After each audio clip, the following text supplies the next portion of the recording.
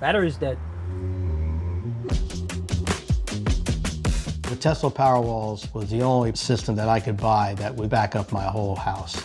We've had outages during the snowstorms. We had one hurricane went through and the power line went down. Drag the generator outside. Half the time it's raining or flashlight, so you gotta navigate it through the dark, get everything plugged in, then crank it up.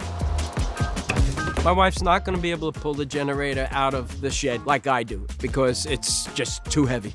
The generator operates on a certain amount of gallons of gas per hour. It was just a lot of money to maintain it.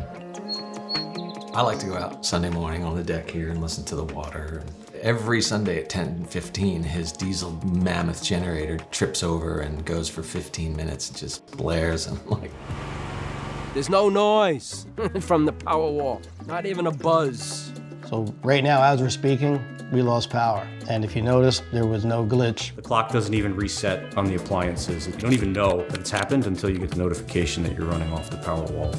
It was seamless. Having a nice, cool, dry house in the summer because it's fully paid for by the sun. To get the Powerwalls was more cost effective versus getting the generator system.